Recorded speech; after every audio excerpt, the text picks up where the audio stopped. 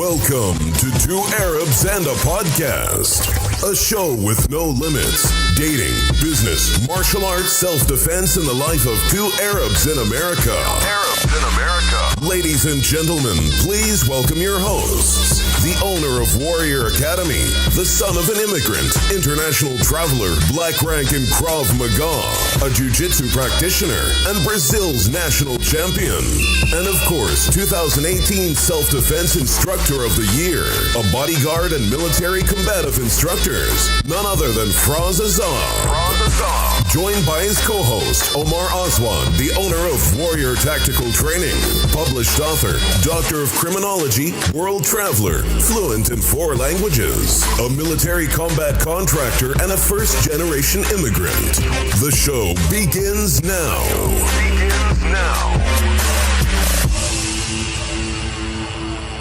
Welcome to another episode of Two Arabs in a Podcast. I'm your host, Omar Aswad, and I'm joined by Firas Adab, and we're coming to you live from Kansas City with a great episode ahead of us. We're honored to have a special guest, which we'll introduce here in a minute, and I'm very excited to have him on the show and talk to him and ask him questions. We got a lot of questions on Instagram, and we have a lot of questions ourselves.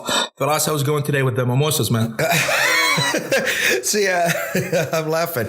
I'm used to us sitting here like around 5 in the evening. Yeah, we're chilling out with our glass of tequila and a nice ice on the crumb. I come in. First of all, it's 9:30 in the morning. I swear to God, I said I gotta really like Brian to do this early on a Sunday.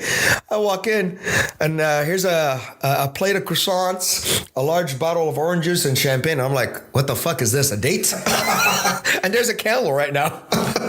It's a Yankee candle too. Yeah, I guess us alcoholics need the alcohol going in there. We're just gonna shake. I know if we drink tequila at 9 o'clock, it looks bad. So mimosas makes us look civilized.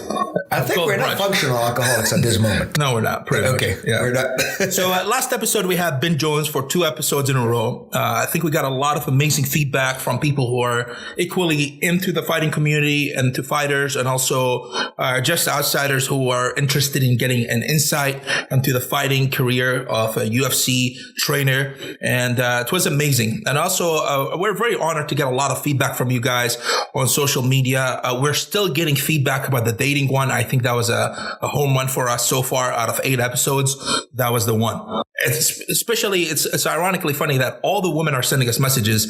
I yet to get one single message from a guy giving us his opinion about the podcast, about that specific episode, about the dating one. It seems like guys are not. I had one. He called us feminists. Yeah, he said you guys are feminists. So I don't understand how are we feminists when we said men should be men and fucking like grow some balls and act like actual men. So men are not interested in hearing that. I guess they don't want to know the ugly truth of dating and saying, hey, you know what? Just become a man. Own up your shit. Be honest. Be upfront. But I guess that's something that's missing from today's society. If you noticed, I don't want to take too much time on this because I think we need to do another podcast about this. I am really personally ticked off on the responsibility of Facebook and Instagram. And I'll tell you what happened. If you notice, my friend Khairia, the MMA fighter. Yeah. So this obnoxious fucker, I posted on my Facebook and Instagram, and I put what he said. I didn't, and his dick was there, but we censored it. Yeah. But the language under it. So I'm like, all right, we're going to just share it everywhere because Facebook banned her. They took down my post. Instagram sent me an email warning that they will shut my account. And I'm like, hold on a second.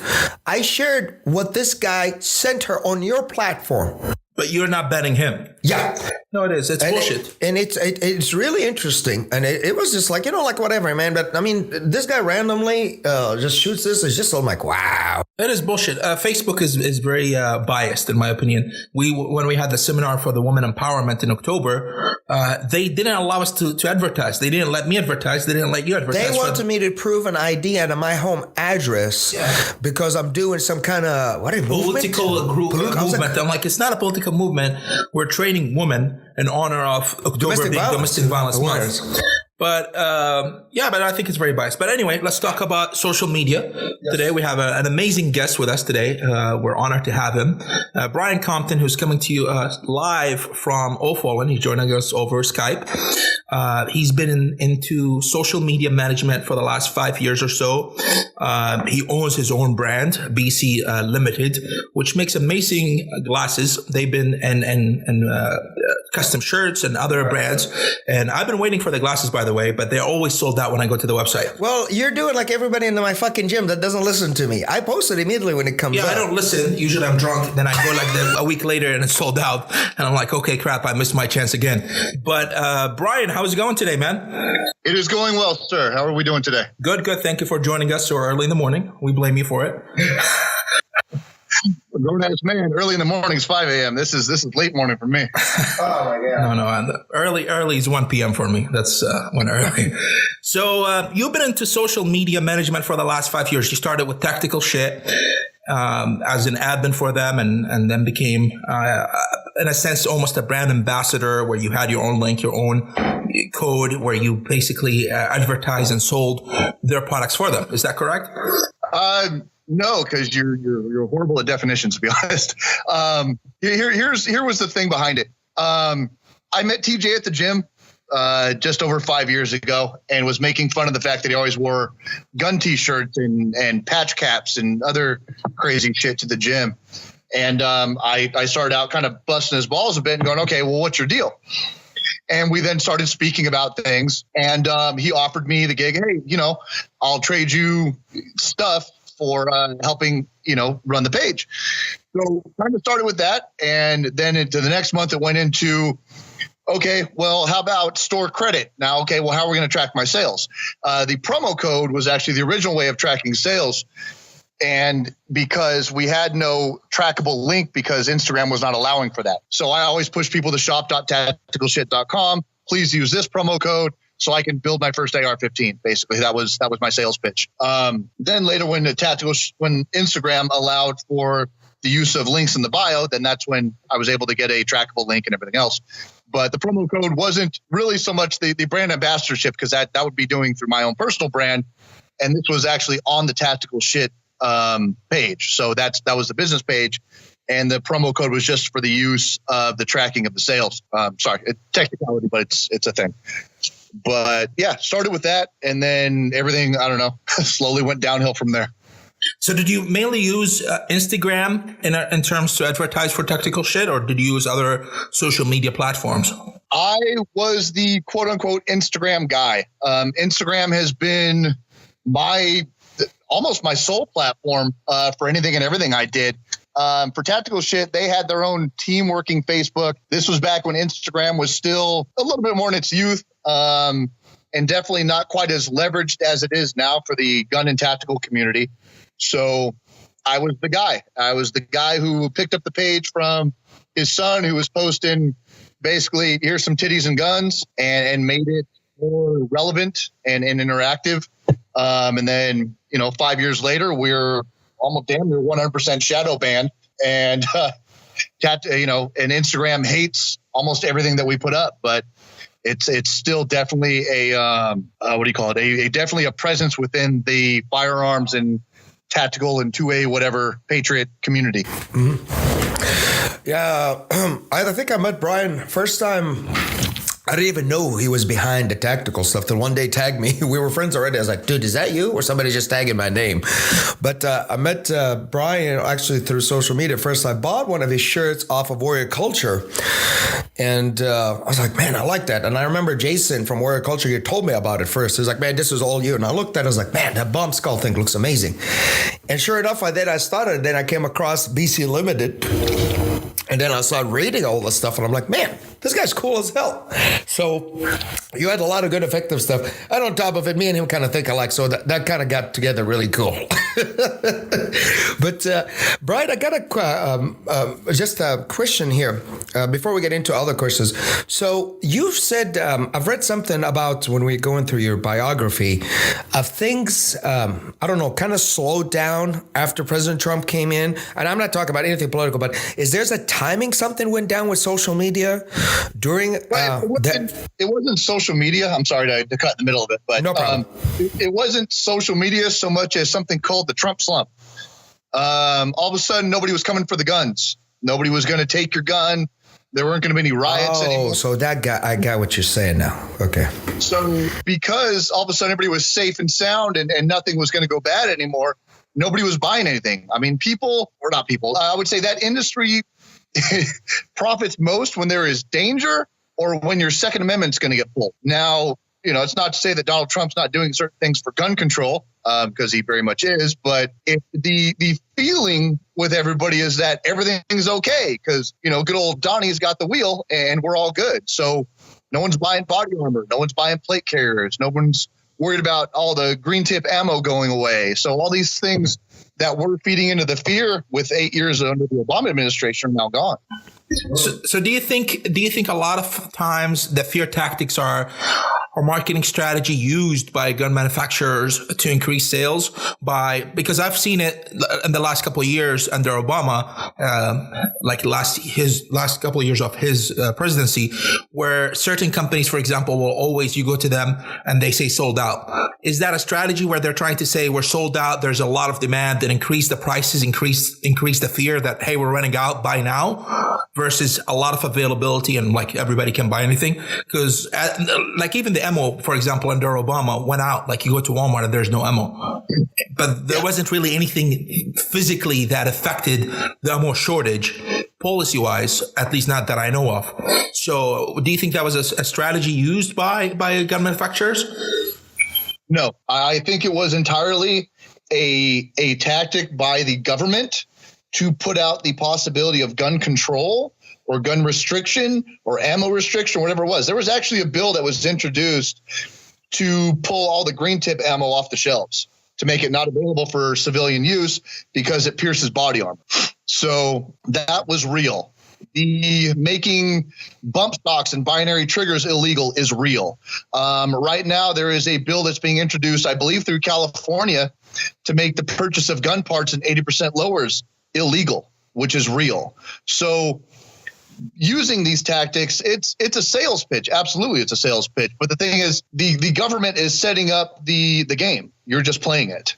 So whenever time, they come out with a new gun restriction, especially when a Democrat's in office who's pro-gun control, there's a run on ammo and there's a run on gun parts and there's a run on guns. There's a run on everything. And then it kind of goes away as the fear goes away and everything washes out until the next time it happens. Or at the same time, like when we had all the riots there for the last 4 years or so, like with Ferguson and what's the one on the East Coast that I can't think of right now for some reason? And in Seattle, Baltimore. Baltimore's another big one. And then all the riots in California and up north. Body armor was huge. Body armor was huge sales. I mean, it was moving at metric tons. They being the entire industry, could not keep up with them.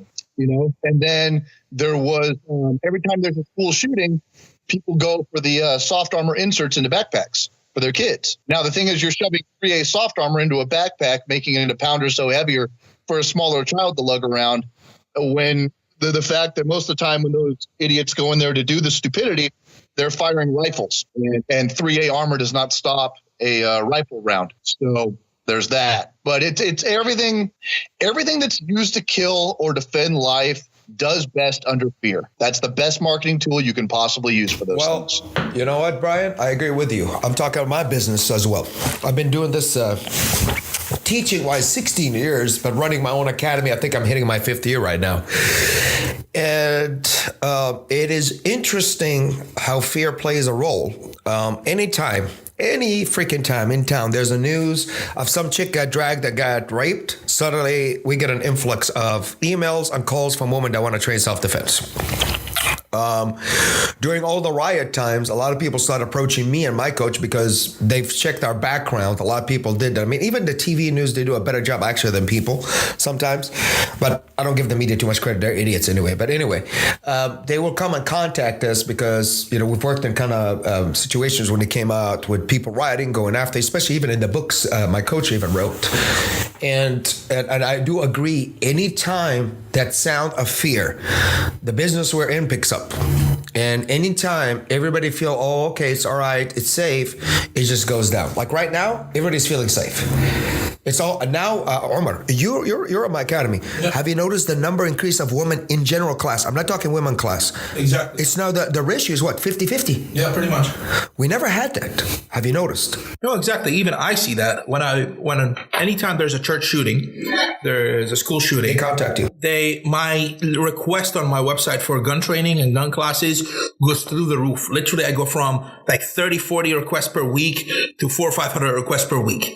And I think it's a scare tactic. So what I was trying to ask, without getting political and without saying my political affiliation or discussing politics, Brian, here, but I think we're agreeing here, and correct me if we're wrong, that essentially Democrats in office do, in essence, help gun manufacturers and gun ammo sell more ammo. They're trying to stop that, but in essence, they're doing the opposite. By their scare tactics, they're actually increasing sales. They're increasing purchases of training, ammunition, gun bills. I wouldn't put it as doing the opposite. I would do it as they're continuing to push their agenda. But with every agenda, there's a polar opposite. There's another side to it. I think we've seen that forever in politics. You know, the more division you can make, the more you can make something controversial, the more you can push your side further out. So, you know, you have 8 years of pushing further and further out. So, yeah, I mean, as much as it helped the gun industry, it also helped the other side. You know, now there's more and more people who are actively going after people to make them give up their guns and give up the Second Amendment. So, or to give up whatever, or to force their version of the utopian, everyone's safe and happy in society. I mean, all this pushes agendas. So you can always market against an agenda or for an agenda, depending on what side you're trying to sell to. You know, at the same time, the gun industry was booming. I'm sure there were also, you know, T-shirt sales with rainbows on them that were booming, or all the, you know, anti-gun stuff was booming. So it's anytime there's a polarizing type topic, I guess you could say, or something that's like a hot button topic, you pick a side and you can market to it. And fear is a hell of a marketing tool, and it's cheap. So yeah, the gun industry does better when there's fear, and it does better when it feels that the Second Amendment is you know, it's a marketing tool. It's how the game is. That's the game of selling those things. Brian, I want to touch on something. I know, like Brian, I want to say we don't want to get political, but we all have our beliefs, and I think we all see eye to eye and stuff. You said something that made me curious. I've always, because you're in the industry, let me put it this way. Something kind of struck a chord with me right now when you pointed out they come in to take the bug stock and all that. This is real. So all the hoorah we see on media about it's not a fear tactic that they want to come and take the guns. Some of the stuff is real, as you stated, right? Wow. No, I'm just listening to you.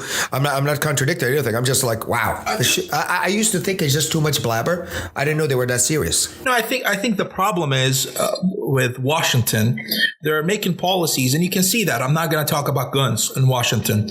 I'm going to give you a metaphor that people can relate to. Watch any person who's under the age of 50. Watch when Mark Zuckerberg showed up to the House, and they were asking him a question so dumb that any person, literally my nephew who's 7 years old, looking, and he's like, what are you talking about? He can answer these questions. But it was embarrassing. These guys have no background knowledge about IT, but yet they want to make policies about technology. And the same thing, the exact same guys. And I mean, this is an example that we both can agree on. Democrats, liberal, independent, whoever you are, you can agree that Mark Zuckerberg, and it was embarrassing. It was memes going around, and the questions were weird. And the same thing with gun control. You have people that are trying to enforce laws without actually understanding guns. You see politicians talking about guns and using the different wrong analogies or wrong words, and talk about assault rifles and talk about this and that, and machine guns, which already has been banned. But they don't have an understanding of something, and they want to make policies. And that's why I think it's important that we address that any law, and I'm not talking only about guns, whether it's healthcare, whether it's IT, whether anything. That's why I think consultation with experts matters.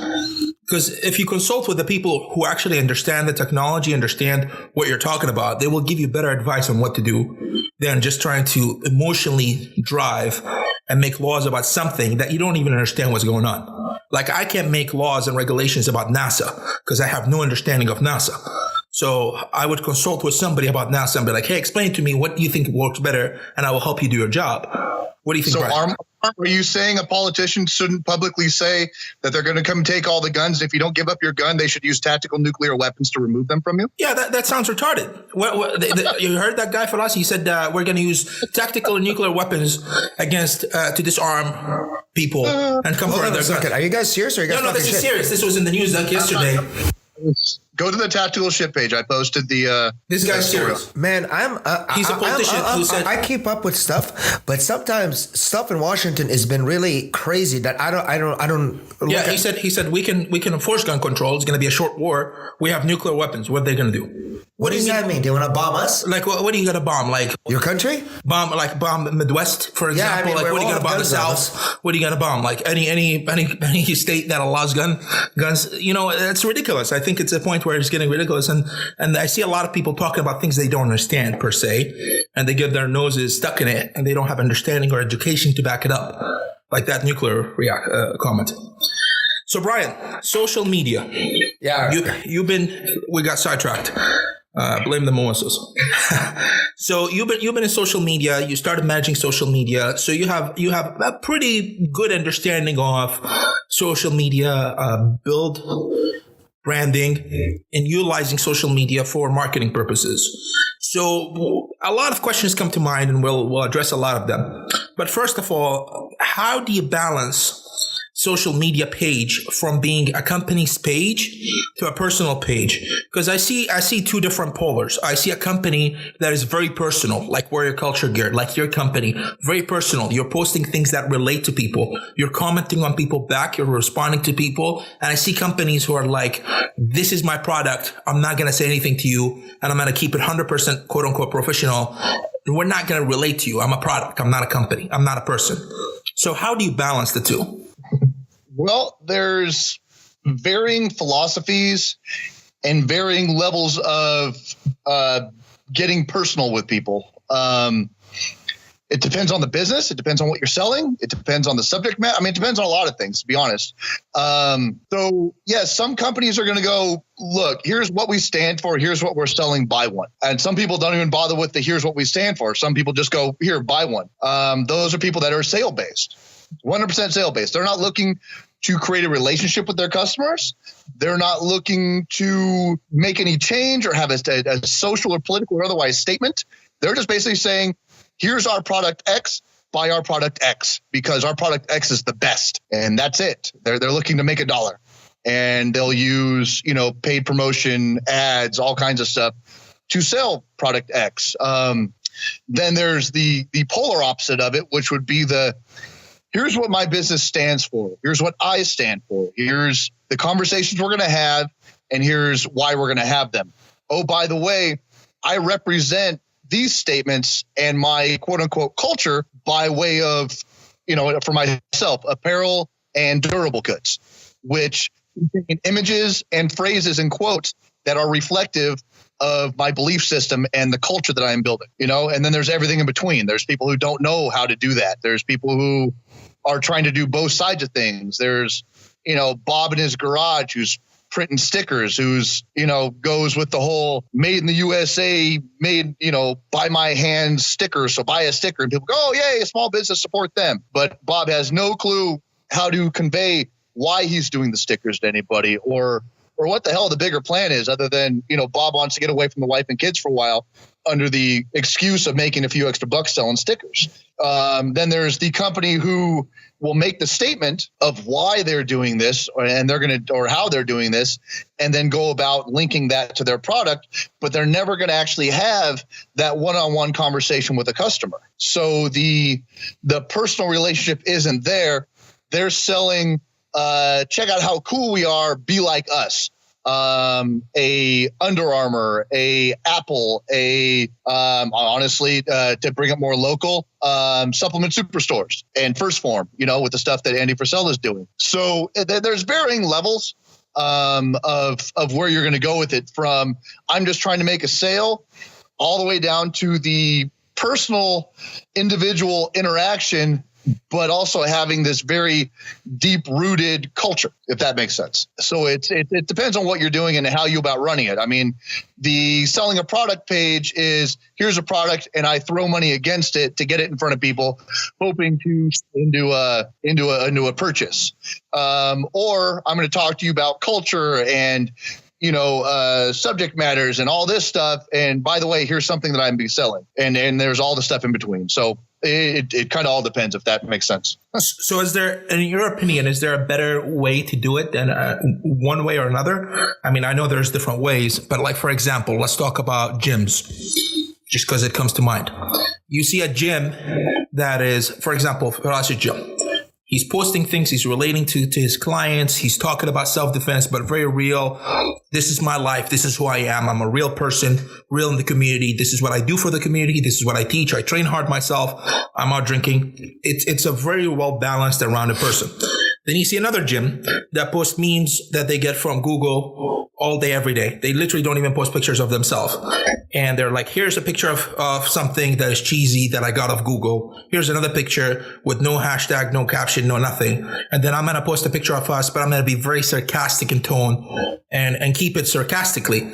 So an emoji the fuck out of the whole An post. emoji, like literally we're talking about something very serious. Like, let's talk about rape prevention and throw a laughing emoji. Do you think one way relating to your clients, especially in today's age where social media is playing a big influence of us, we're no longer advertising, we're not longer watching commercial on TV, is more personal, people relate to it? Or you think the way of saying, here's my product, buy it. If you don't, I'm going to post sarcastic emojis and sarcastic memes. Go fucking buy my product. If you don't like it, don't buy it.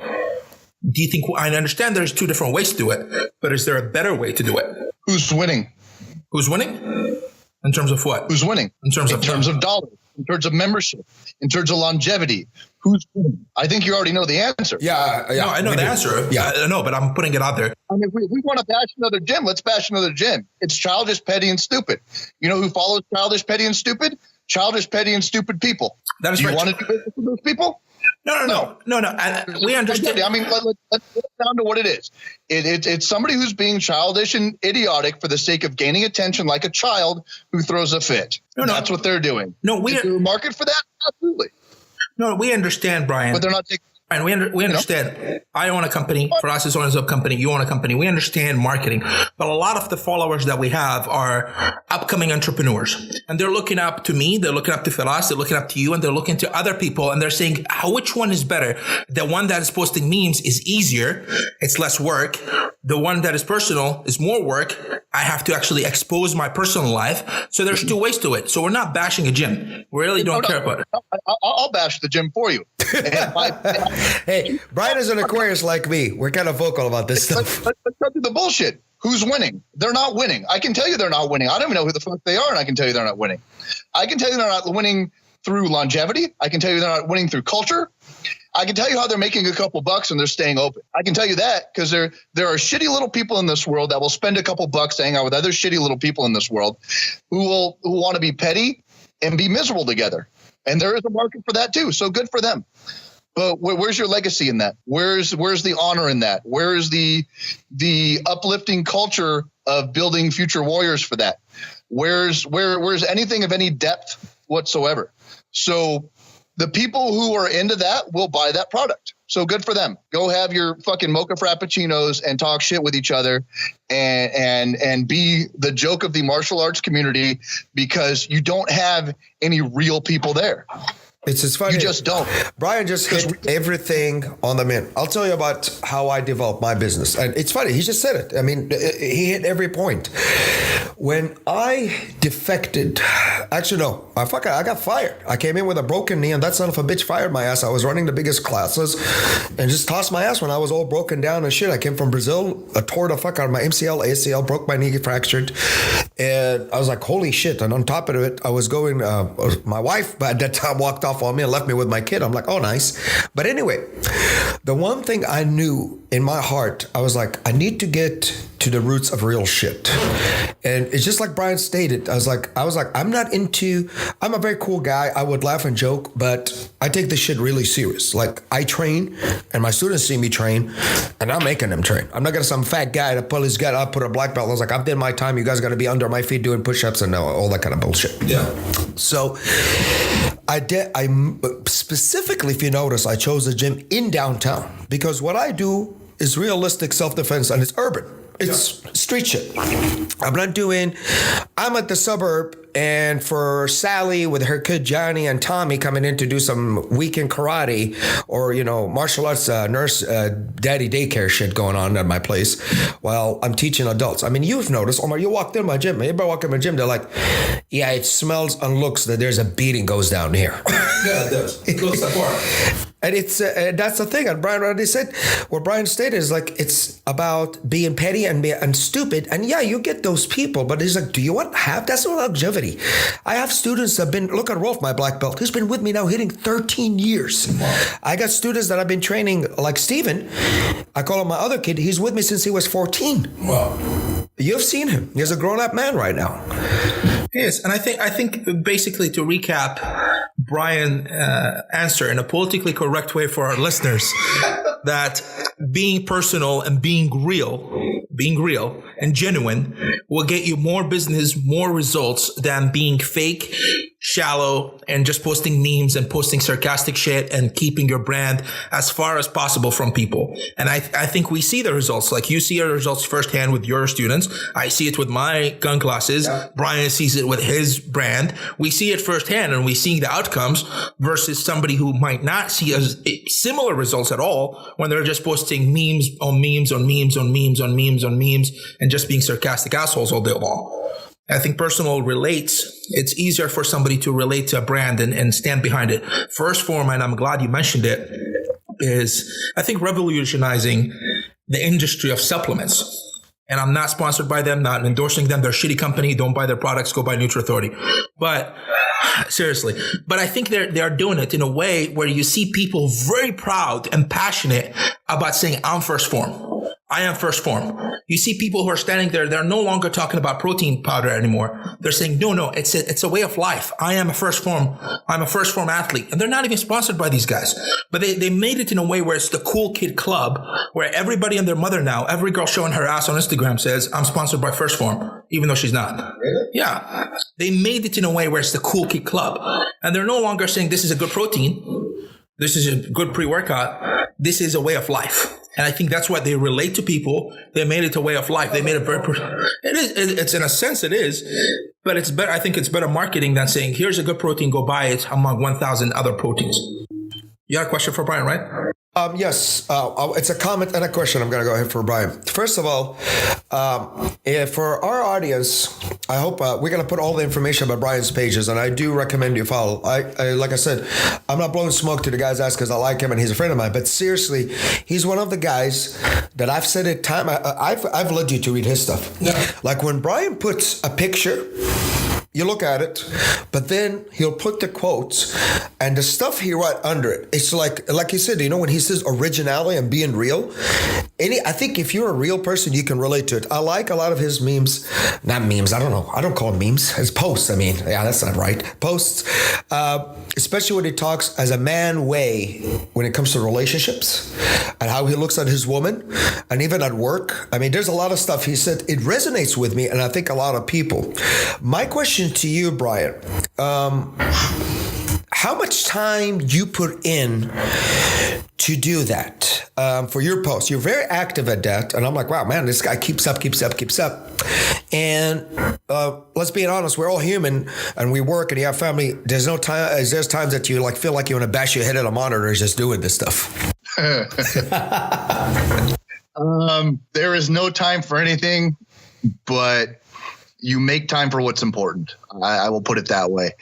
I spend probably a few hours a day on BC Limited total. It is how I start my day. It is how I end my day. That's every day. It's been every day since April 17th. Now, there are nights that are later than others. For a long time, I was getting maybe 5 hours of sleep a night.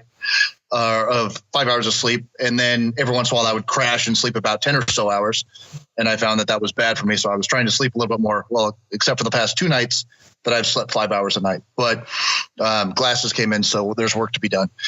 But it's a huge time investment. And the more you go from the, meme and ad type platform, which is much more tactical shit, which is kind of funny off the cuff, or very polarizing and attempting to be offensive to somebody, which I seem to have a gift for as well.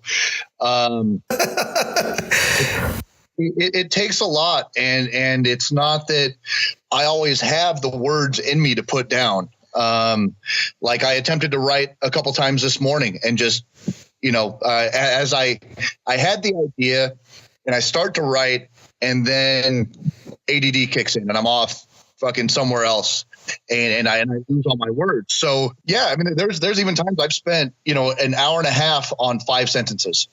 So, but it's thank God there's somebody else that did this. You know what? Sorry to cut you off. You are my hero, because for the longest time I thought something was wrong with me.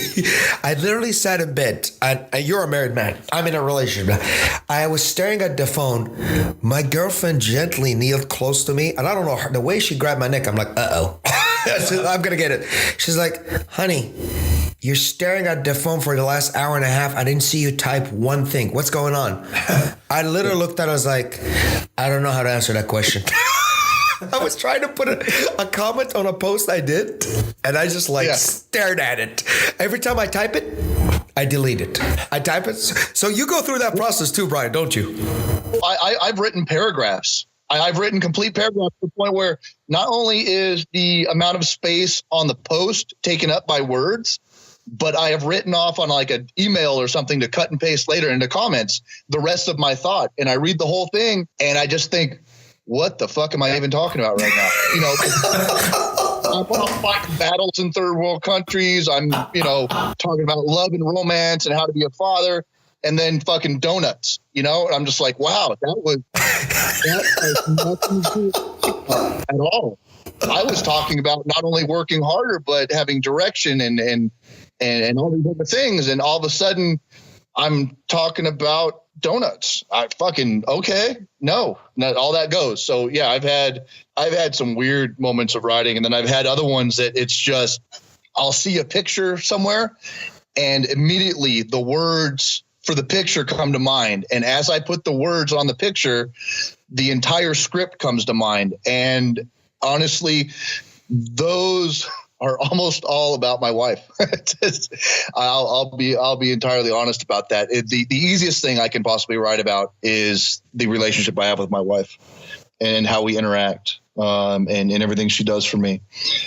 But in writing this stuff about, character and things like that, if there's a event in my life that sparks an idea and I write when I'm angry, it'll come out really well. But if I hold on to it and go, okay, I'll remember this for later, and I'll even make possibly even the post, and I'll try to write to it later, totally gone. No, makes sense. So mentioning relationships, your brand stands for 3 things, right? 3 pillars: virtue, honor, and legacy, with writings being directed towards men.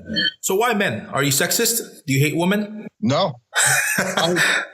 I'll be no, because I have a follow-up question. I don't have women that are friends. Okay. I don't believe that I am the type of guy that has female friends. I don't do it. And I'll be completely honest in that. Now I work in an office where the majority of them are women, and in it I have no problem in it, but I'm not seeking any sort of buddy relationships with them.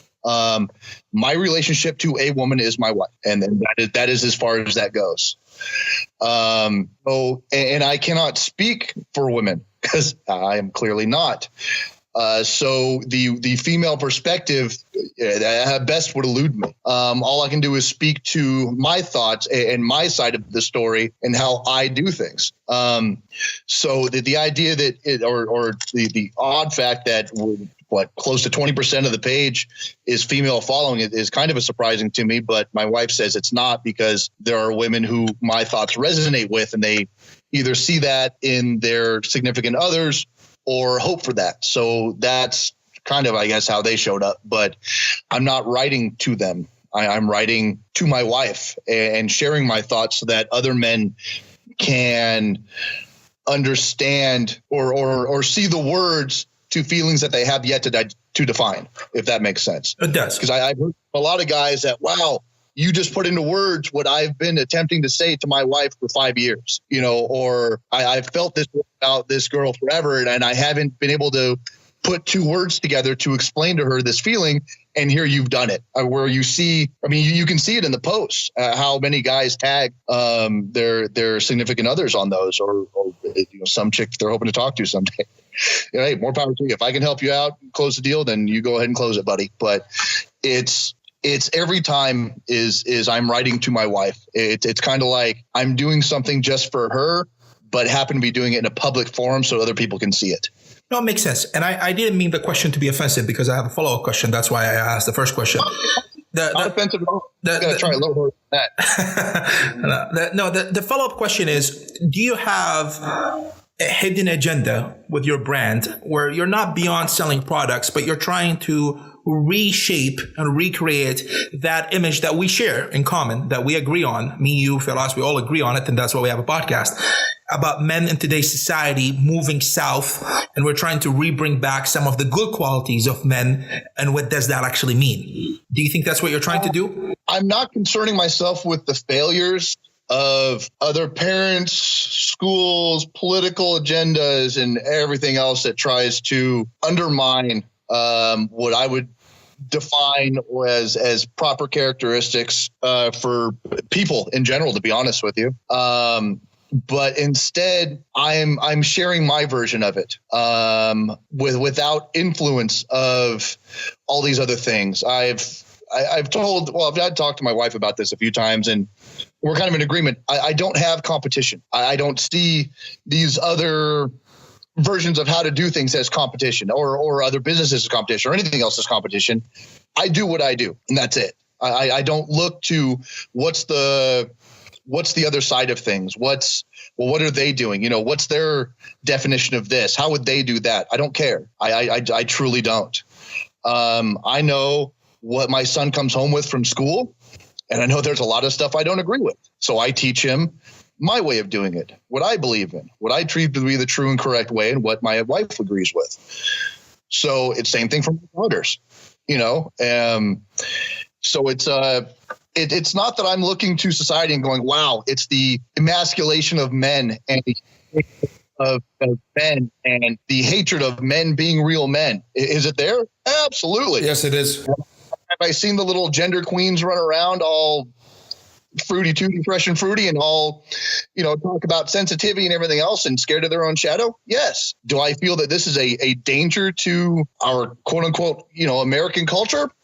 No, I don't. Because every time you see something that's so shocking and everything else, it oddly enough is the very, very loud and in your face minority.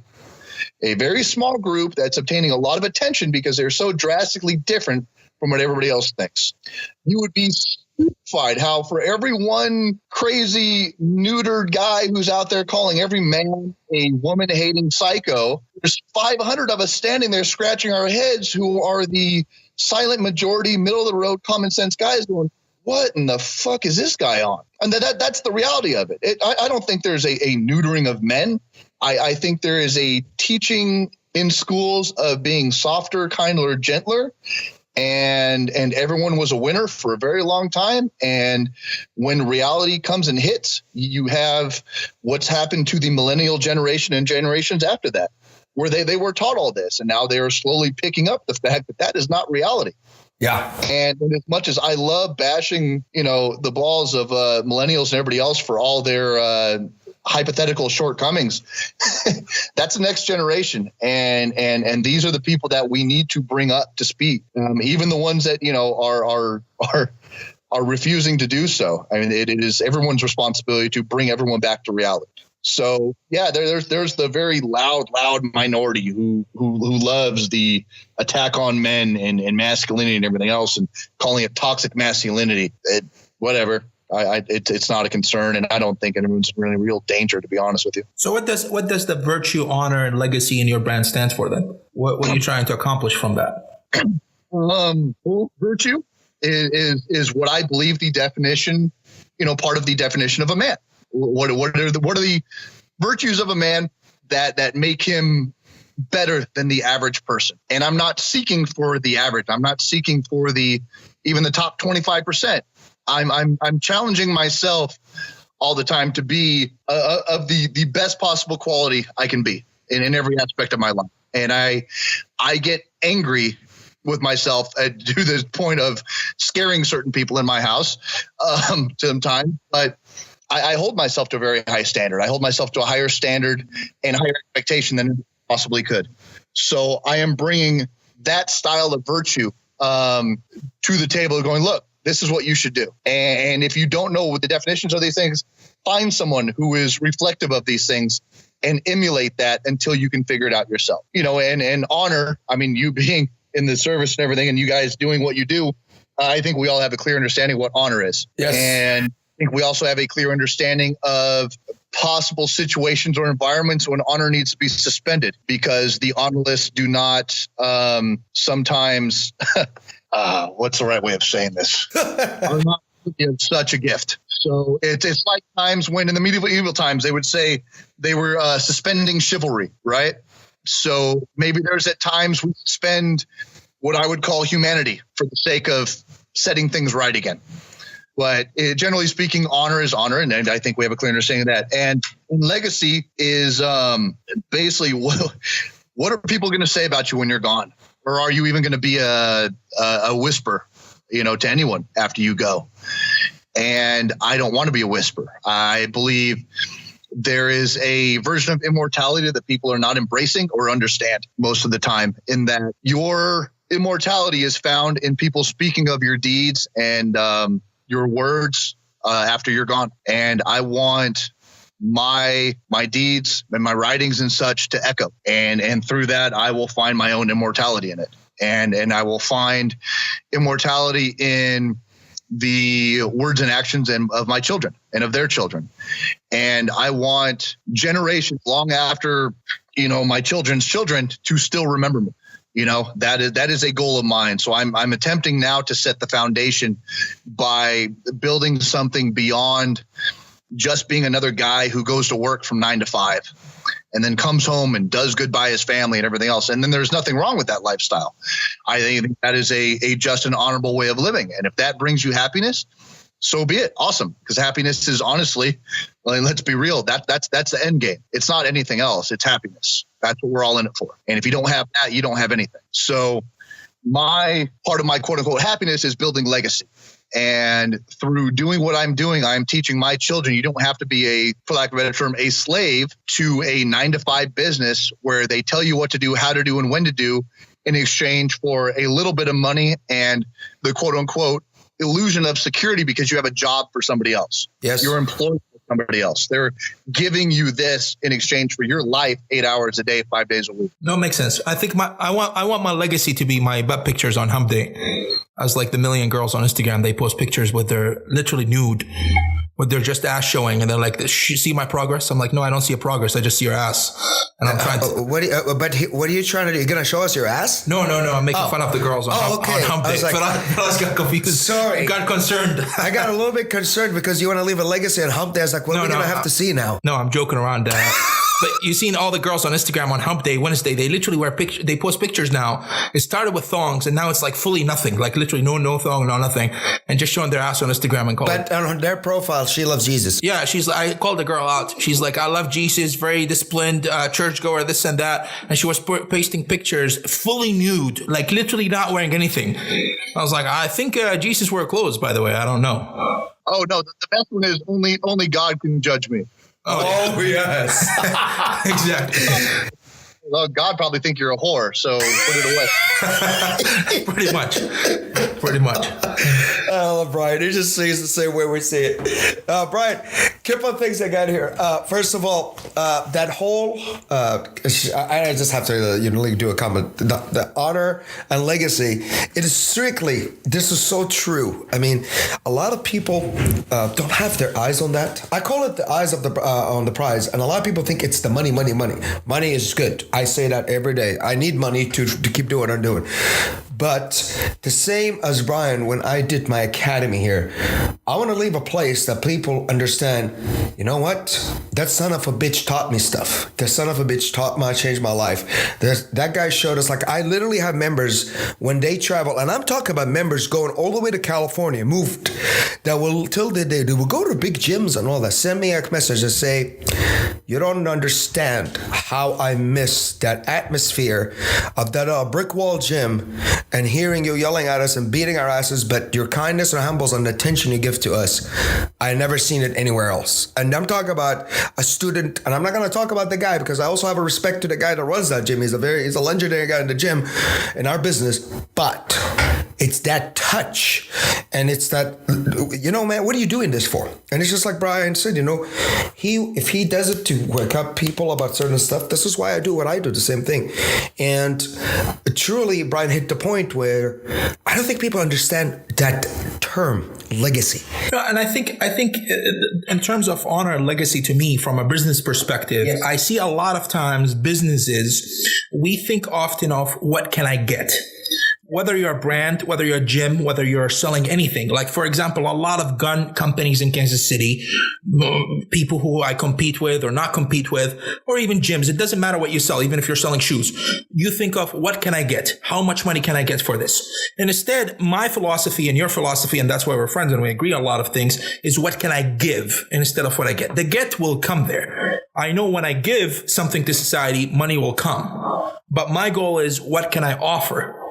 And that's why. And I think that the why of why you get into business is important, because if you're opening a restaurant, are you opening a restaurant because you just want to make money? You're probably going to fail because there's 10,000 other restaurants. But are you opening a restaurant because you want to give something specific to people that is unique? And that's the exact same thing. Like when we think of when I think of branding, I'm going to ask you about this here in a second. When I think of branding, I always start with any of businesses I had, even when I was selling cars, is why? What am I giving instead of what I'm getting? Am I giving, when I was selling cars, I was like, okay, I'm selling used cars that are affordable.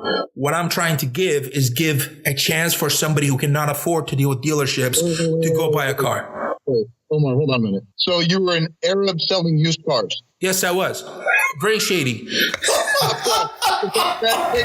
Got to point that out, that's fucking funny to me, but go ahead.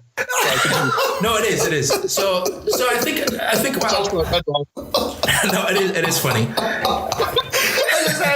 I just had a vision in my head. I'm not going to share it. Selling cars? No. But I looked at you. That's basically how I started making money in the first place.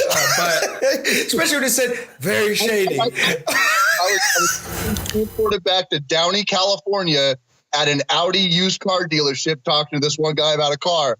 And he had the thickest accent. And I'm like, I fucking love this dude because he is so just everything I picture about a used car guy.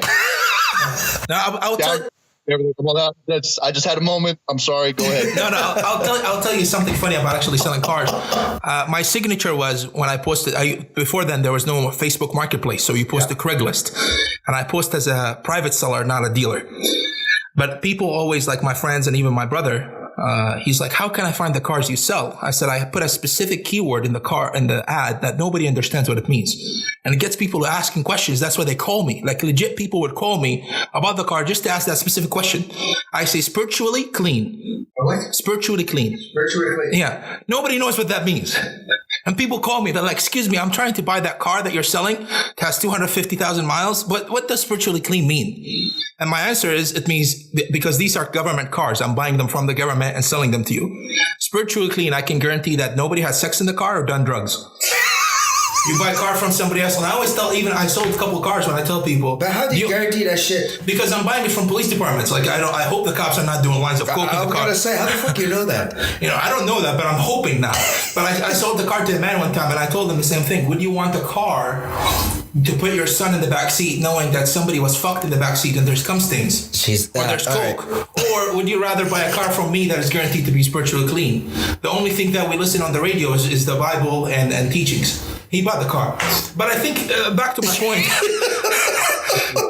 See what you opened, Brian. See. I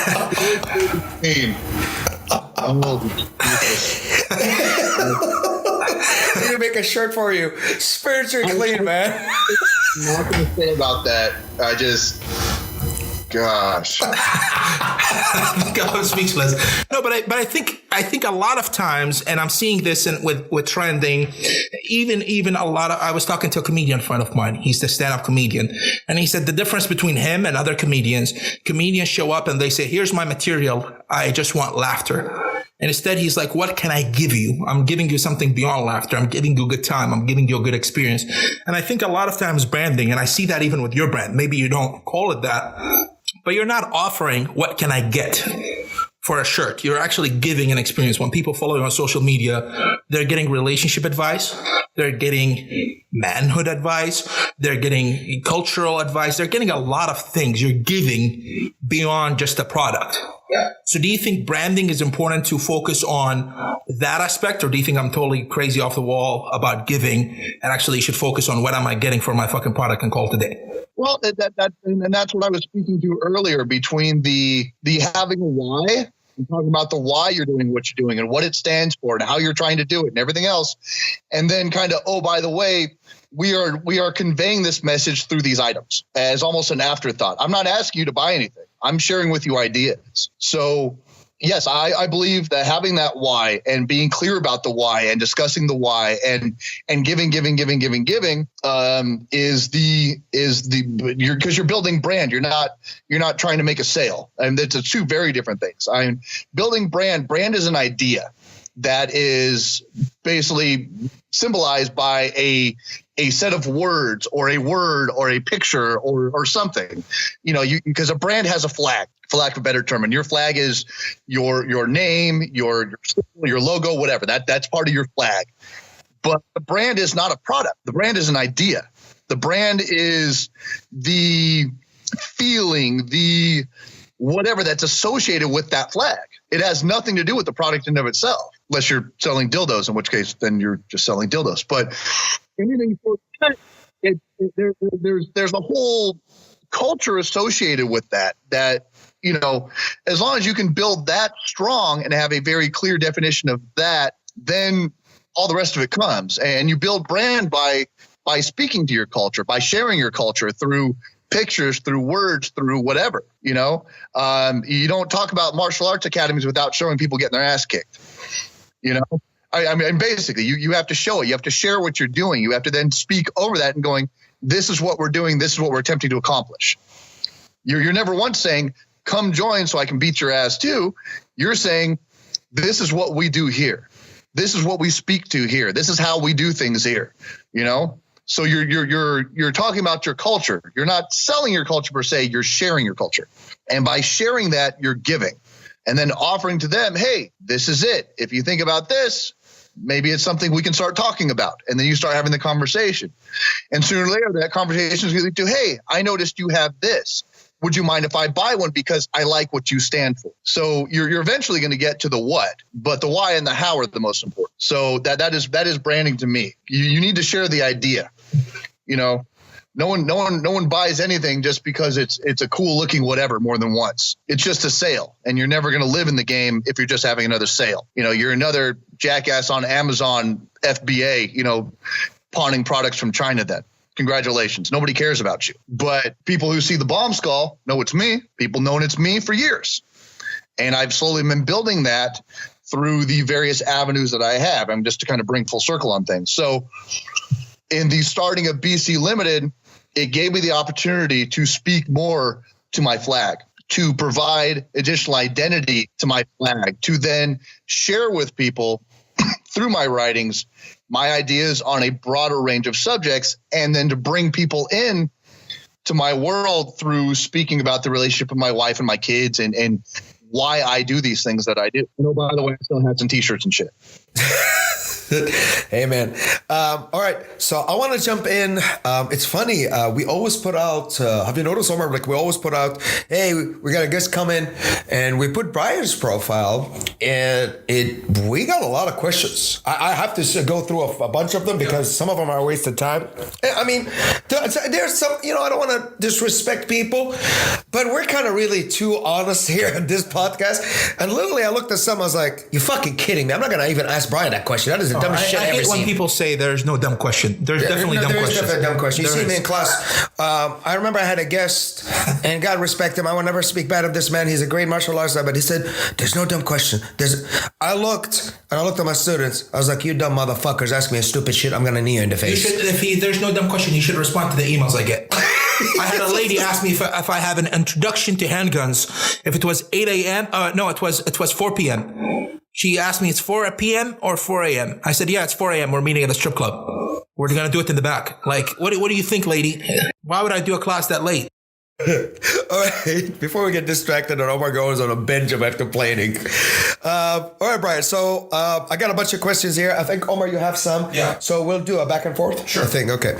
So the first question I got from our viewers, audience listeners, one I got is, for your social media business, do you recommend Facebook and or Instagram, or both, and why?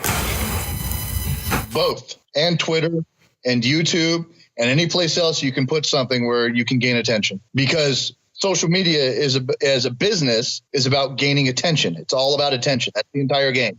You're day trading attention, as Gary Vaynerchuk says. Go fuck that guy. But that's the entire thing. It's attention. Where are people paying attention? Social media. Okay. Well, which one should I do?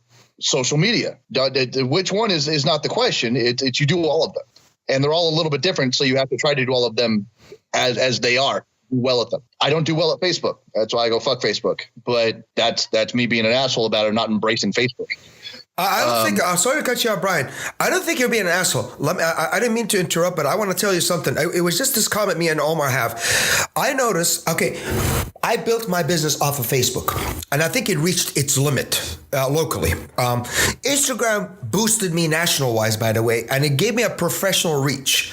This is what Instagram does for me, honestly. Facebook opened a gates of hell of dumb motherfuckers that will do the stupid shit. And if I don't post anything negative, I don't get the attention.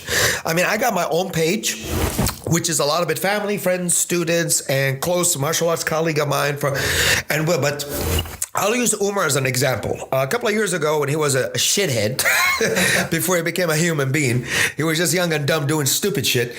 Literally, he would post bullshit, and you have 500 comments? 500, 600 comments. Okay. Yeah. So now he matured and became a decent human being, and after we beated it in him and all that kind of stuff. And you see as he is, he has a girlfriend, he has a legit business, and he's got, dude, how many comments you get? Like one. Or likes, even about our podcast. Nobody wants to like anything. We put it on, Brian, we put it on Instagram, 2,000, 3,000. I get comments, I get comments blowing up. So I don't know, I'm kind of weirded about Facebook, honestly, and Twitter is just a dead to hope for me. Yeah, no, the Facebook is just... So I don't know your opinion on that, Brian, but that's my opinion when it comes about, I don't think it's about not getting it. I really think Facebook, a lot of dumb festering motherfuckers that like negativity and shit hang around there. That's my experience. It is. It's easier for dumb people to use. Because you're only thinking about it as free exposure. There's over 1 billion people on Facebook. You're going to tell Facebook to go fuck themselves? No, I never said that. No. But there's 1 billion people, and like 800 million is in India and China. They're not benefiting us as a business because I'm not marketing to China or India. Yeah, you're not, but other people are. It is, yeah. I agree. From the social media business, you're marketing to everybody around the world. Last night at 12:30 in the morning, I got a DM from some guy in Australia who's in the middle of his fucking Sunday enjoying his day who wants to buy apparel who doesn't know if I ship there or not. That was a $120 order. So now I'm international. So it's one of those, yeah, if you're a local business, Facebook's still good. You just got to pay money. Facebook has matured to the point where businesses that spend 3 hours, 1 hour or 30 minute for 4 30-minute sessions with a Facebook representative about marketing, about paid advertisement. Go talk to them. Go on YouTube and listen to a few videos about how you can take a post of where come to our gym. We're going to teach you how to do a knee lock, right? Here's a little video of you knee locking some guy who's screaming like a little girl. Then you go, okay, I want to market it to men because men are violent little assholes between the ages of 16 and 25, because anybody over 25 is kind of a grown up and they want to do more of the tactitional type stuff and not just be a dick. That is true. That is true. Man between, okay, well, what kind of guys like this? Well, UFC, right? UFC is a big one. All right, what's another one? Affliction apparel or whatever the gay shit is that those guys are wearing these days. Back in my day, it was No Fear. So if you had a No Fear t-shirt on or Bad Boys or whatever it is, and you wore fucking reflective Oakleys, you were that guy. So great. I want to find all those guys and get them to my gym so they can pay me a lot of money so I can unfuck their brains and teach them how to be grown-ups and true tacticians and respect this sport. Okay, Facebook can find each and every one of them in that area, at those parameters, and at the time periods that they are paying attention to get them to your gym. That's what Facebook can do. Only problem is you got to pay for it. Yeah, no, I pay for my ads. I agree with you when it comes to like when I do an intro, it's now becoming more and more detailed. The lithogram on Facebook, and honestly, you're right about that. But you have to say, but yeah, on a personal level, it's just I think you're right. If you look at it to do your personal shit, it's So you got a point right there. It is a business marketing tool. It's a place where everybody goes to share family photos. So you're trying to find everybody who's sharing family photos and stupid memes and being an asshole. And you're going to find the people within that group of 1 billion people around the world who are going to buy your product, pay attention to what you're selling, or have that interaction that you want to have with them as a business person. But the thing is, you got to pay to go find them because there's so goddamn many of them. And you got to filter through all the bullshit and everything else. So you pay for it. That's what Facebook is. Facebook is more of a true advertising opportunity in that you're going to have to pay to get to the people that you want to find, just like with every other form of advertising in the past. What periodical, what newspaper, whatever, how are you going to advertise to find the people that are specific to what you want to talk about? What radio station you want to run an ad on? What billboard do you want to put up in? You're not going to talk about Rolexes in the ghetto. No. You talk about Cadillac. Okay, so Facebook is the new that. So the thing is, you still have to pay to find the audience that you were possibly going to sell to.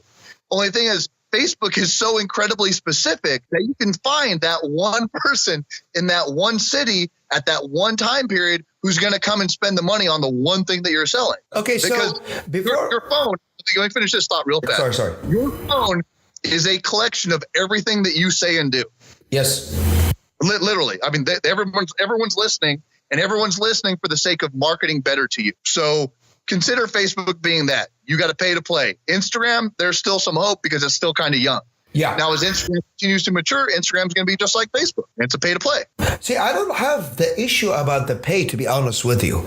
I think it's just, I get what you're saying. It is a really large audience. I mean, I think that's why we got all these asshole comments every now and then Instagram. So I mean, I'm just a hothead. I just see somebody comment, I just go like my bulldog growl at them. I want to bite everybody. But, Okay. Before I switch this to Omar, because he has a question, my only question to you, as your expertise in this, and actually you actually educate us, because me and Omar are looking at each other and we're nodding of some stuff you're saying. Twitter, though, don't you feel like Twitter is more of a platform if you're an established, let's say a local celeb or a celeb on a big level, for people to read your shit or care about it? Well, what can you post on Twitter? Well, let's ask that question first. We all know what you can post on Twitter, right? Your limited characters. It's a platform that's twice died and come back to life a little bit. It's a place where people mostly go and say something stupid. Okay, so if you're a possible opinion leader with a stupid opinion and you want to get it in front of a lot of people, where do you go? As our fearless leader, president, does every now and then. Okay, I'm just saying he's not posting on Instagram. No, he's putting it on Twitter. So between him and the Kardashians, they made Twitter famous again. Yeah, So, I mean, his Instagram is more intelligent. I read his Instagram. His Twitter is just crazy. So if you are in that sort of business, then Twitter's still good for you. If you are a brand like mine, Twitter probably doesn't matter.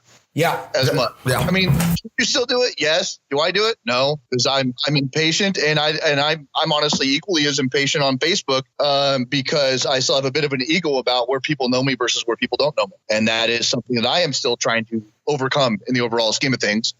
Is I'm slowly starting to push more and more into Facebook and spend money there so I can be more of a thing like I am on Instagram. But I don't believe Twitter, for the most part, is as relevant or as important for most things. Now, that being said, if we're going back to the original question of what's the best platform for social media management, well, if you are a practitioner, you have to know all of them. So if your business is social media, you can't go to your client and the client goes, great, we want to do something on YouTube. And you go, well, I don't know YouTube.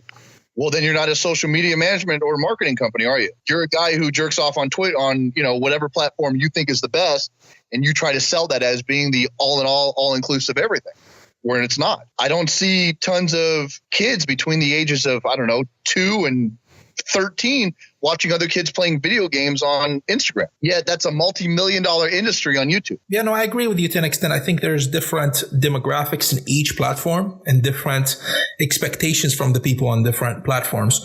Like Twitter, it's all a different game. Everyone, it's its own game. And the only thing is, Instagram and Facebook are similar because ever since Facebook bought Instagram, it monetized it. It did, yeah. And I think there's different demographics, even in people. Like for me, I don't like personally Facebook for business purposes because on Instagram, one, it connects me with other like-minded people and easier to find people who are understanding. Like I posted a picture on my company's page that was purposely staged to look retarded. That was to draw attention so people can look at it and be like, what's going on here? And read the caption. I posted on the exact same Facebook on Facebook, and there was a good caption explaining that this is a picture that was taken purposely to look retarded, so you can read this caption.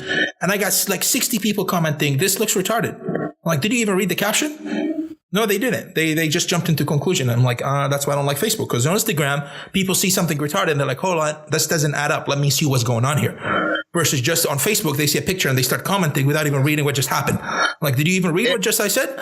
No, you didn't. And here's the thing is the majority of the way the Facebook algorithm works, and we'll get into your very specific example, is that it's showing it to a certain number of people, regardless of how they react or anything else. So even if you don't like those 60 comments of people being stupid, those 60 comments are helping your post much more than they would on Instagram, to be honest, to get that post in front of other people. Now, sooner or later, there is going to be the person who's not going to just read the comments, but read the post. And then they're going to start looking at all the comments and agree with you. Wow, these people are really stupid. Maybe this guy has a good point. No, exactly. But the thing, Facebook operates more on negativity than Instagram does. That is so true. I believe that is probably it worked into their algorithm, to be honest with you, because anything that Facebook is against, including firearms training. Yeah. Yes. The more negative the comments, the more they're going to let it ride. They even fucked with my business. If I have a woman, last time they stopped my event because of a picture of a guy holding a woman from her neck. And I'm like, do you really? I despise pictures. You've noticed my business module pictures, Brian. I don't put a woman in boxing gloves and she's battering someone. I'm putting realistic shit of what can happen. And they wouldn't allow me. They stopped it.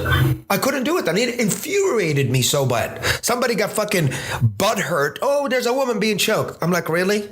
Read the event, understand what's going on. So let me ask you a question here, shifting gear, and I'm going to read the person name just in case. I'm just going to throw them under the bus. Fit Mama on Instagram asked, she said, I am an entrepreneur. I've been running my own company for the last couple of years. I sell fat burner called Herbalife on Instagram. I would like your advice, talking to you, Brian, on how can I increase my sales through Instagram and Facebook? My sales are pretty low. Honestly, first and foremost, align yourself with a product that's not so matured, and openly advertise is not entirely working, first off, because Instagram especially works best on transparency and honesty. Lies travel fast, truth travels faster. So if you consider that, first off, back your way into putting yourself in a better situation of things. If we go past that into more specifically the interaction portion of it, let's look first at how posts perform and why certain posts perform better than others. You got to work hashtags, and don't put the hashtag in your initial write-up. Put your hashtag in the comments. That way people don't have to see them. Also, if you start talking to people more, that pushes your product further. If you are, as we talked about, giving, be more informative. Tell people about stuff. And then if nobody's still paying attention, pay for the attention. Get people to look. You can get people to look. So it's not like you have to do all these other things and still nobody's paying attention. How often do you pop on a person's page who's talking about trying to lose weight and struggling and commenting on their photos or on their posts? That's another way. That's free marketing right there. If nothing else, that's free. That's another free way of doing things. It's kind of, here's two sides of social media. Either you pay or you do the work, or you do both if you want to be most successible. I agree with you, but don't you think there's products that are essentially unsellable? Like, for example, she's asking about Herbalife, a pyramid scheme, in my opinion. She's trying to sell it on Instagram, which is basically a platform with, I would imagine, 60% related to fitness. And you're coming to Instagram where there's very fitness oriented community, and you're trying to sell them a pyramid scheme product, not looking the part. You're a 300-pound lady calling yourself Fit Mama on Instagram and trying to sell a product just to push it and telling them they should join your team and be millionaires like you, but you're not a millionaire. So don't you think, first of all, shitty product, obviously not living the part, and you're marketing something that doesn't work to people, and eventually, as you said, lies will catch up and people are like, oh, this doesn't work, why would I buy your product? Okay, so first off, she's in it for a sale, right? So sell the product. You can sell any. I mean, you as a salesman should know you can sell any product. You just got to find the buyer. I'm willing to bet there is at least 3 moms sitting in her home with kids orbiting them, living off government assistance in Southern California, that would pay money for at least the idea that they could lose weight and look better and try to find a new husband who can take care of them, right? Yeah. So they will take that money and they will buy her product. So go find them. Go find the woman out in Mexico, Missouri. Oh my God. Who's going to like, wow, you're pretty fine. Yeah. Help me lose 10 pounds, Herbalife. Here's $100. Well, I'm being honest. The thing is, you can sell anything to anybody. You just got to find the right group of people to sell it to. Yeah, I got somebody trying to convince me to put that shit on my gym, and I just stared at them, and they didn't understand why I was staring at them. I was like, God damn, are you fucking bringing this shit here? But, all right. Question I got. What's your logo about? Proper grammar. No, I'm just kidding. Yeah, I know. I'm just looking. The logo is a combination of various parts of my history and somewhat reflective of me as a person. How do I put this the right way without disclosing certain things that I'm not going to talk about? I've always been, for lack of a better term, a fan of the Punisher mystique. Not necessarily the new glorified gay version, but the real. Yeah. I know exactly what you're talking about. Yep. Dirty. That involves the skull. Now, that mixed in with a particular event on a Day of the Dead celebration many moons ago enforces the skull idea, let's say. And that is a very personal event to me that I keep close. Now, the bomb portion of it, or the fuse, as my wife eloquently likes to point out to me, is reflective of my personality to some extent. A bomb is always a bomb. An inert object that is lethal is still lethal. Rest or at war, it's always the same. You put a live round on a table, it's still a live round. And just because you haven't tapped the primer yet doesn't mean it's not dangerous. So a bomb not going off is still a bomb nonetheless. And you're sedentary, you're quiet, you are unassuming, but you have the propensity for the worst of violence and the worst of destruction. Well, in case you didn't know, Brian, we're Arabs. We're not going to comment about the bomb comment. Just yeah, we're quiet. We're ignoring you at this point. I know what defense is kicking the door right now. So we're just going to ignore that last 5 seconds of the podcast, and we're going to move on and talk about mimosas and eating bacon. So, if you're not going to use a pressure cooker and try to fuck up somebody's marathon, I think you're okay. I don't even own one. I don't even own one to cook with. Don't give ideas. What is the pressure cooker you speak of? Yeah, I don't know what you're talking about. I don't know what's a pressure cooker at all. But it is a spiritually clean pressure cooker. Would you like? At this point, I think we need shirts that says spiritually clean. Yeah, see, you have to coin that bullshit now. Fucking lie. Lies. But anyways, that's kind of the history behind it. The logo itself was reflective of me, but it's not reflective of any stories or background that I really ever speak to, if that makes sense. It's just a personal thing, and I kind of leave it at that. No, I got actually two more here. One of them, I don't think it's a question. It's almost a comment, and I died reading this. So it's like, have anyone ever told you that you talk and look just like the dad off the Incredible movie? Oh, God. Well, the dad from the Incredible movie is a husband and a father of two. Uh-huh. I am a father of three and a husband. I'm pretty sure I share a lot of the same frustration and struggle with patience in situations where, I don't know. I mean, there was ironically a comparison made at one point in time when I was getting out of my little white Yaris back in the day. How did you fit in it? I looked like Mr. Incredible getting out of the car. I mean, honestly, I was 280 some odd pounds at the time and powerlifting and everything else. And I would get out of the car and the side would actually lift as I got. I was so fucking heavy compared to the car.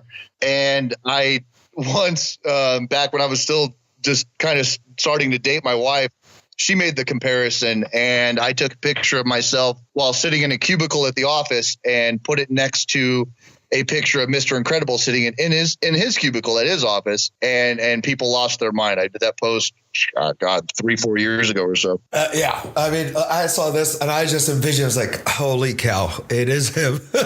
I think last question I got before we were going to wrap up here. Actually, I'm trying to pick which one would be a better.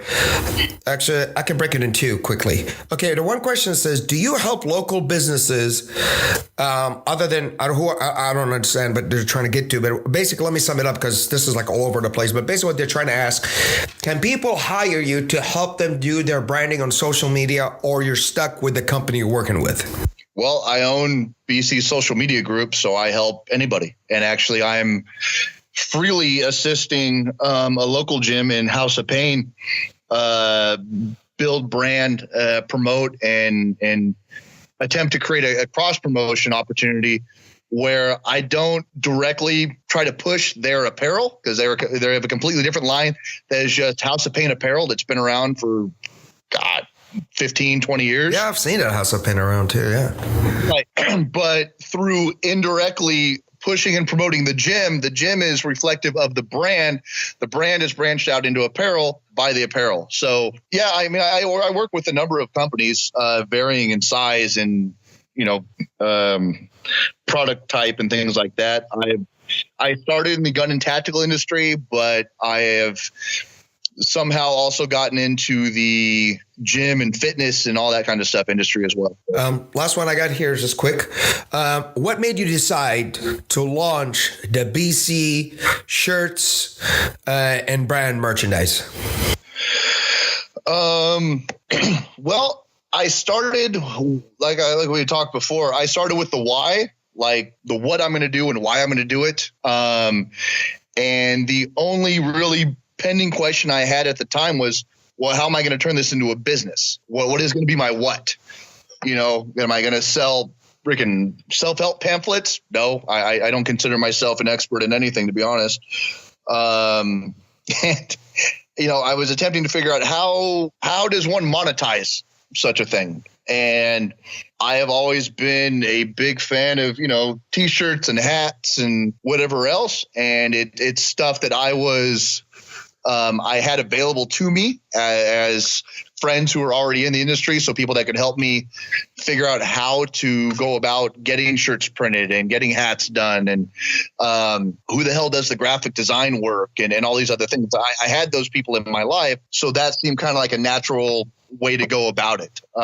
Somehow though, the real big product has been the glasses. I love those glasses. Love those glasses. Yeah, a lot of people don't do them because they're a higher risk product. as we learned with UPS destroying a few $1,000s worth of glasses.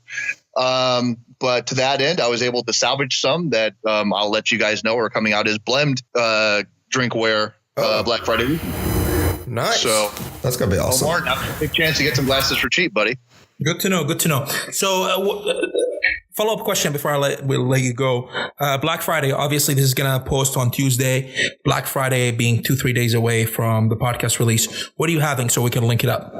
Holy shit. Well, we have the blend glasses. I still have the hats, sweatshirts, t-shirts. I have what I'm calling factory second t-shirts. The company who printed up some of my shirts, the logo on the back, they were using my BC social media group logo, and on the back, they printed BC social media group.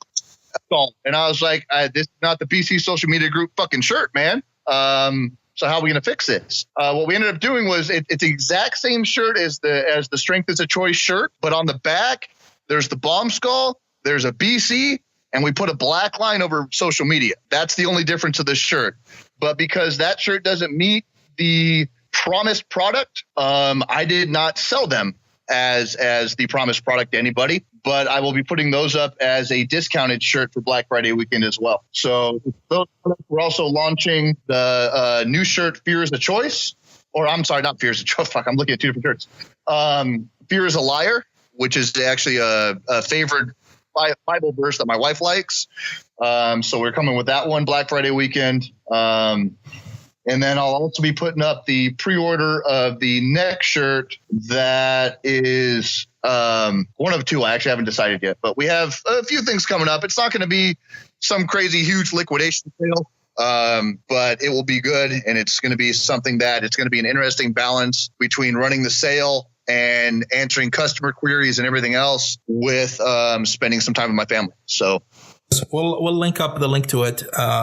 And if you want to send me a message on what time that sale starts, that way we'll have that information. Yeah, we'll put it all over our social media. But if you guys will basically, if you guys listening and you want to check him out, we'll have a link in the description of the podcast. So go check that out.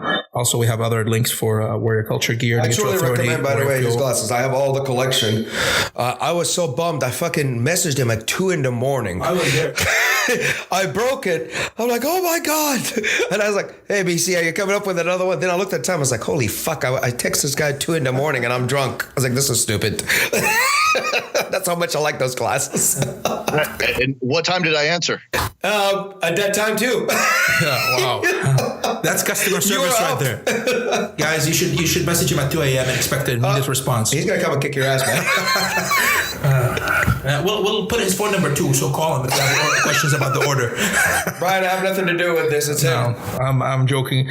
But guys, I would appreciate if you're listening to this podcast and you liked it, or even if you didn't like it, go put a review on iTunes. Tell us how we're doing. If you don't like it, tell us we don't like it, or DM us and tell us. I'll come and choke you guys out if you said you don't like it. I mean, be honest. Tell us what you like, what you don't like, the topics that you want us to cover, or DM us, send a message to me or Philas, or even the 2 Arabs in a podcast on Instagram. And that way we can cover more topics that you actually enjoy, or if you have questions. But Brian, it was an honor to have you on the show. We appreciate you joining us today, all the way from O'Fallon, which is the middle of nowhere, and answering all the questions for us and being honest. So thank you. Wait, all right. For the sake of honesty, Omar, where did you say I'm from? O'Fallon? Isn't that true? O'Fallon, Missouri? Yeah, that's what I said, but I have an Arab accent. It's 4 hours west of you? Yeah. Just outside of St. Louis in St. Charles County. Yeah, I was going to say, you said it's the middle of nowhere. I was like, it's middle of nowhere, because I don't know where it is, so I'm just going to assume it's middle of nowhere. Record to my crowd, if Omar doesn't go to any bar that's close by downtown KC, or everything is out of the middle of nowhere. So that's I stick to downtown KC. Well, I thought he said Oklahoma, and I was like, fucking no. No, O'Fallon, Missouri. It's that Arab accent, man. And just get thicker with the mimosas. Don't forget, he got shot at so many times during the Gulf War. It still clicks in his head sometimes. So Brian, it was really a pleasure, my friend, to have you. I'm pretty sure we're going to have you on here again because I'm getting already texts about some questions and stuff. I was like, guys, we're running out of time, but this is really great. And I think it's one of the most informative podcasts we had, especially related to online branding and all that. And truly, man, we appreciate it. I dig your stuff. I'm a big fan of your work. You're a great guy, and more power to you, man. We need men like you around here, and just like all of us here, just pushing that honor legacy, man, going on here. And I appreciate your time, man. Happy to be a part of it. Thank you guys for having me. We'll get in touch with you, my brother. Thank you to our sponsors. NutriAuthority, no bullshit, high quality supplement. Warrior Culture Gear, custom designed and hand printed apparel, made by and for the modern warrior. Warrior Fuel, Kansas City's best pre-made healthy meal delivery plan. Feed the warrior in you.